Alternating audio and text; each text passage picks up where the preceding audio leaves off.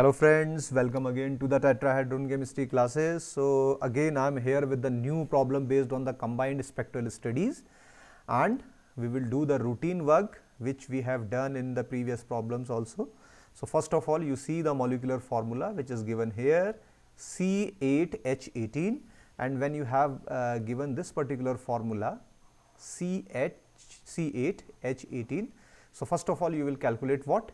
Index of hydrogen deficiency, which is your HDI, and the formula, now you know, you are very familiar with this particular formula, okay, divided by 2. N is the number of carbon atoms, M is the number of the hydrogen atoms, 2 into 8 plus 2 minus 18 divided by 2. So it is actually your 18 minus 18 by 2, that is actually 0 by 2, it is 0. When index of hydrogen deficiency is 0, that means your compound is perfectly saturated.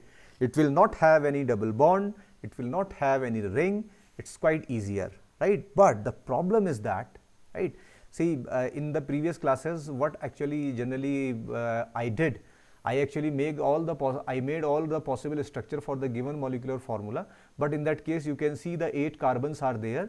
So it is actually quite difficult for us to write all the structure for this one. But see, we can write few of them. How we can write the few structure for this one? Say for example, I can write some structures. Say first of all, you may have the N-octane,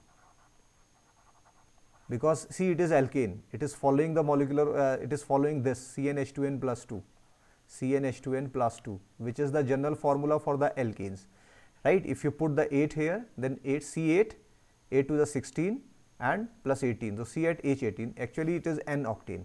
But if you write the molecular formula of N-octane, simply you will have the 8 carbons, 4, 5, 6, 7, 8, and if you put all the hydrogens here like CH3, and all the hydrogens you can add, okay, you can write 2 hydrogens here, you can write 2 hydrogens here, you can write 2 hydrogens here.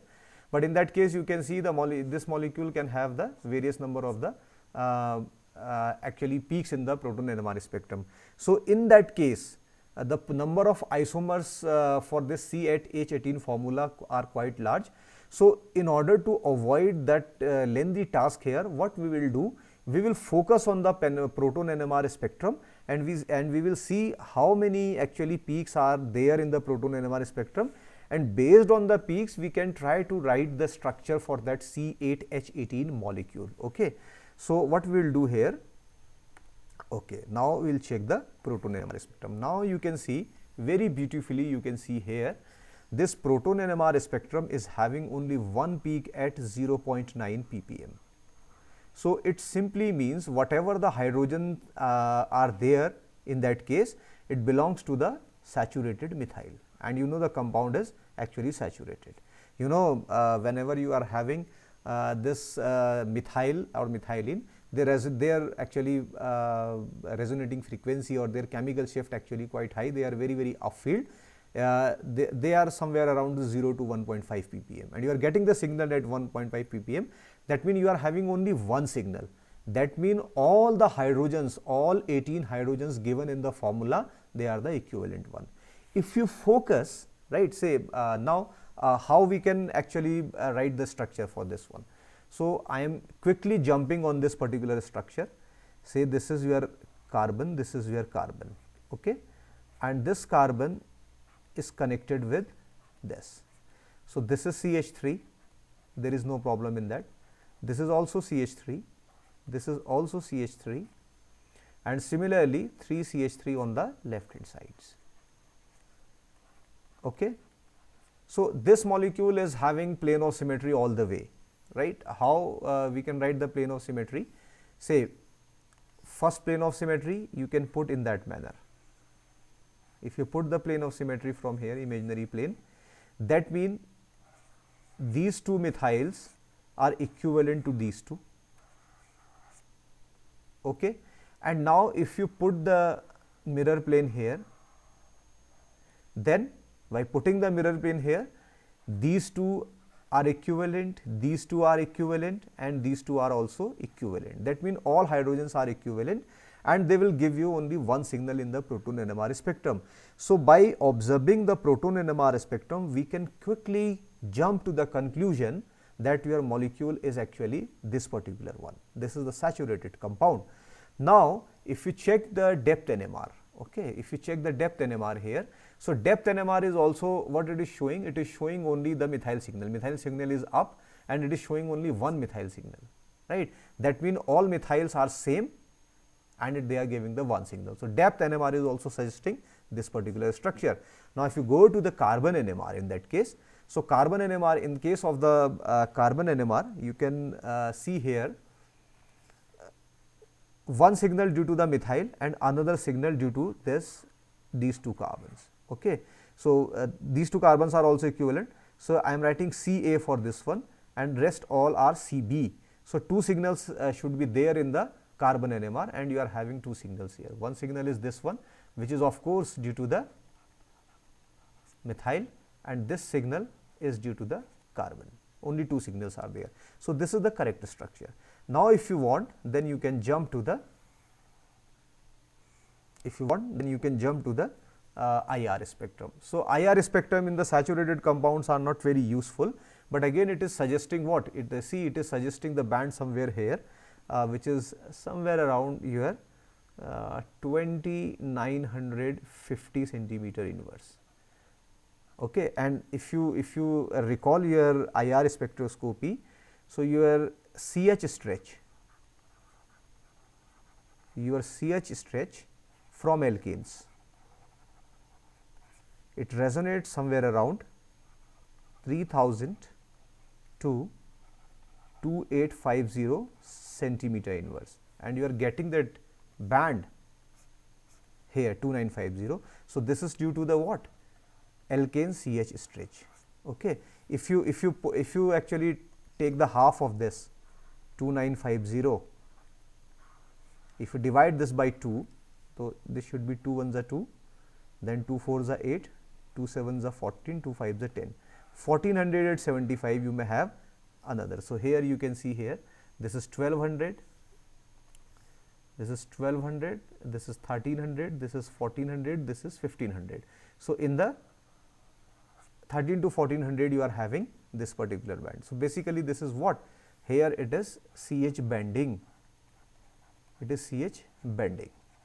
However, the IR spectrum is not very useful in that case, but it is suggesting the saturated compound, and you know nothing is there nothing is there in the IR spectrum to show the another kind of the features, right. So, now if you want then what you can do, you can inspect the mass spectrum also. So, how we can go for the mass spectrum? So, I have made a detailed lecture on the mass spectrum interpretation of your alkanes. You can go, you can search in the YouTube mass spectrometry by tetrahedron chemistry classes or the fragmentation pattern of the alkanes by tetrahedron chemistry classes, then you will get your results actually. But I'll give you the explanation how we are getting the peaks actually. Okay. So, in that case, first of all you can see you are getting this at 19, okay, 99, you are getting the peak at 99, and another significant peak you are getting at 57. Okay. So, if you write the structure of your compound which actually you have concluded based on your NMR spectrum, so this is how you can write. Okay. These all are the methyl. I am writing Me for the methyls. Okay, guys. So, this is Me, this is Me, this is Me, this is also Me. Okay. Now, if you want to know how actually it is forming the molecular ion, so you can break any bond. So, I am breaking this particular bond. Okay. And when you break this particular bond, so obviously you can write this molecule in that manner. So, I am writing it here actually. So, I am removing this particular bond, okay, and I am putting dot and positive over there. Okay. If you calculate the total molecular weight for this one, see your formula was C8H18, I hope, C8H18, 12 weight is 96, 96 plus 18, okay. So, that would be 114. but this compound is actually highly branched. When your compound is highly branched, then actually this molecular ion peak, this is m by z, this is very weak. So this would not be there actually, and it is written in the spectrum itself, m by z 114 is less than 1%. So we cannot detect it, but you can detect this 99. How we are getting this 99? So for this 99, your simpler way, what you can do, you can write 114, which was the molecular weight of this compound, okay, and write the peak which you are observing at 99. If you subtract both of them, you will get the 15, and you know the 15 correspond to the methyl. 12 plus 3, that is 15. Okay. So what fragment you are having here in that case? You are having this is removed here. So you are having your CH3 radical in that case, and then you are having the remaining fragment, okay, just in that manner. So this is Me, this is Me, this is Me, this is another Me, this is another Me. You are putting the positive here, okay, and this would correspond to the m by z of 99. So this 99 actually, okay, this 99 is due to this particular fragment. Now the next peak which you are getting here, which is the base peak actually. See, highest intensity peak in the mass spectrum is the base peak, and you are getting this base peak at 57. So how you are getting this base peak at 57? You can write very easily for this one. So what we can do, we can fragment this in that manner, okay. How we are getting? See, do the fragmentation of this one, put one radical here, put one radical here, and your positive charge will rearrange. I am not rearranging, but I am giving you the straightforward result what you can have. Carbon, 3 methyls are there and a positive, okay, and here you can see C dot CH3 CH3. The fragment maybe I actually wrote that fragment wrongly, but it will not make any difference in your actually assigning the structure, because you are concluding that your mass spectrum, actually you are looking that your mass spectrum is giving something or not. So if you calculate this one, right, if you calculate the weight of this one, so 4 carbons are there, that means 12 into 4 plus 12 hydrogens are there, that means 12, okay, 12 for the 48, 48 plus 12, okay, and 12 for the C 1 2 3 4 is 48, 12. So how much it is giving? It is giving you 0, 1, 60. It is giving you the peak at 60. You are not having the peak at 60. So let me check whether it is correct or not. Sorry, 3 3s are 9 actually. I made a mistake here. So I can remove this here. 3 3s are 9. Okay. So 9 hydrogens are there. 48 plus 9, that will give you 57. 57. So this fragment is actually corresponding m by z 57, which is there. So this is how you can assign this particular problem. So based on this spectral studies, you have assigned this structure as this one actually, right? This is saturated compound, and it is actually 2,2, right? This is actually 2,2, 3,3 tetramethyl butane. This is the structure for this one, okay, and this is how you can characterize. Okay, I hope you like the lecture. If you like the lecture, please like the video, right? And if you are new here, subscribe the Tetrahedron Chemistry classes and do share the lectures with your friends also. Okay, guys, thank you very much.